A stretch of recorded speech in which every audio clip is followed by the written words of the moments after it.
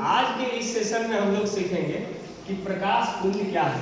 प्रकाश पुंज अर्थात किरण पुंज, इसे हम लोग इंग्लिश में लाइट बीम बोल सकते हैं, प्रकाश पुंज कहते हैं। तो प्रकाश पुंज क्या है, तो उससे पहले हमको जानना पड़ेगा पहले कि प्रकाश की किरणें क्या है। ठीक है, किरण के बारे में अगर हम जान लेते हैं तो ये चीजें हमारी आसान हो जाएंगी। कोई भी अगर प्रकाश स्रोत, कोई भी प्रकाश स्रोत से अगर प्रकाश निकलती है तो वो किरणों के रूप में निकलती है, यानी कि किरणों का एक समझो सबसे बड़ा वो भंडार होता है प्रकाश है।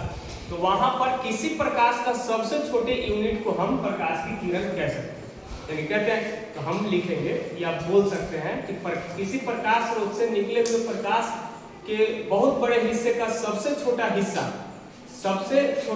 प्रकाश का किरण कहलाता है। अब ऐसे बहुत सारे किरण होंगे, तो बहुत सारे किरण जब आपस में मिलते हैं तो प्रकाश पुंज का निर्माण होता है। अर्थात हम बोल सकते हैं कि प्रकाश के किरणों के समूह को प्रकाश पुंज या किरण पुंज कहते हैं। अब प्रकाश पुंज तीन प्रकार के हो सकते हैं। पहला हो सकता है इस तरह का, जिसे हम अपसारी किरण पुंज कहते हैं, और इसी को हम लोग अपसृत किरण पुंज भी कहते हैं। दूसरा हमारा हो सकता है समांतर किरण पुंज हो सकता है।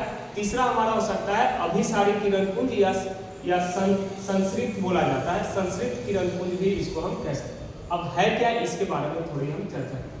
जैसे यहाँ पर है सोर्स ऑफ लाइट, ठीक है, प्रकाश स्रोत है, यानी एक ही प्रकाश स्रोत से अनंत सारे किरणें निकलती हैं, और जब एक ही प्रकाश स्रोत से बहुत सारे किरणें निकल करके भिन्न भिन्न दिशाओं में जब फैलती है तो फैलने के बाद जो एक किरणों का समूह बनता है वह किरणों का समूह या वह किरण पुंज कहलाता है, अपसारी किरण पुंज कहलाता है। दूसरा क्या है, अभिसारी किरण पुंज, जो भिन्न भिन्न दिशाओं में फैले हुए प्रकाश की किरणें आकर जब किसी एक ही बिंदु पर मिलती है तो ऐसे किरण पुंज को हम अभिसारी किरण पुंज या संसृत किरण पुंज कहते हैं। अब समांतर किरण पुंज क्या है, तो इसके लिए है कि जब बहुत सारे किरणों के समूह जब आगे बढ़ते हैं तो उन किरणों के बीच की दूरी जो है हमेशा बराबर अगर रहता है तो ऐसे किरण पुंज को हम लोग समांतर किरण पुंज कहते हैं।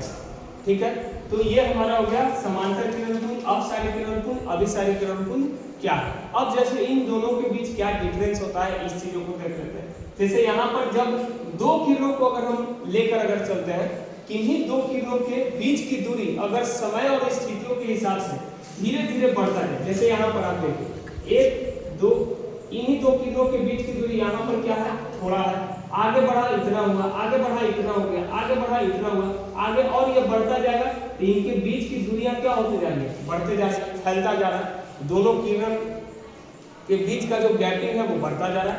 तो यही इसका है कि अपसारी किरण पुंज होगा। जब फैल रहा है तो अपसारी किरण पुंज, और जब आपस में दूर से वो आते हुए स्थिति और समय के हिसाब से इन दो किरणों के बीच की जो दूरी है वो क्या होता जाता है, कमता जाता है, घटता जाता है, और एक समय होता है कि आपस में दोनों मिल जाते हैं। तो इस प्रकार से बने हुए किरण पुंज को हम अभिसारी किरण पुंज कहते हैं। ये इसका उदाहरण है। अब जैसे आप यहाँ पर कुछ फिगर देख रहे हैं, यहाँ पर देख रहे हैं, यहाँ पर बहुत सारे किरण आकर के एक ही बिंदु पर मिल रहा है, तो ऐसे किरण पुंज इसका उदाहरण हो गया। तो ऐसे किरण पुंज अभिसारी किरण पुंज का उदाहरण हो गया। जैसे आप यहाँ देख रहे हैं, यहाँ एक टॉर्च है जिससे प्रकाश की किरणें बहुत सारे निकली है, ऐसे निकला और भिन्न दिशाओं में जाकर फैल रहा है, और हर एक प्रकाश की किरणों के बीच की दूरी क्या होती जा रही है, समय और स्थितियों के हिसाब से बढ़ता जा रहा है, फैलता जा रहा है। तो ऐसे किरण पुंज किसके उदाहरण होंगे, तो अब सारे किरण पुंज के उदाहरण हो जाएंगे। अब यहाँ पर देखिए एक ऐसा विशेष प्रकार का टॉर्च लिया गया है जिसमें इनसे निकलने वाले प्रत्येक प्रकाश की किरणें एक समांतर रूप में चल रहा है। तो ऐसे किरण जो बने हुए हैं तो ये समांतर किरण पुंज का उदाहरण बनता है।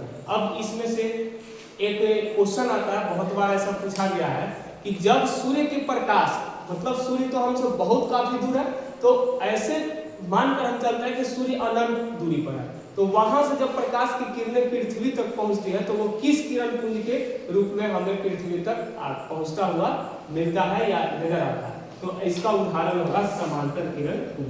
ये ध्यान रखने योग्य बात है, इससे आपको कई बार सवाल पूछे गए हैं।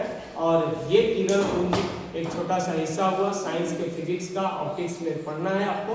10वीं के लिए बहुत ही इंपॉर्टेंट है, ये आपके एग्जाम में भी पूछे जाएंगे। तो मुझे आशा है कि आपको ये बात समझ में आया होगा और इसी तरह से आगे भी बने रहेगा।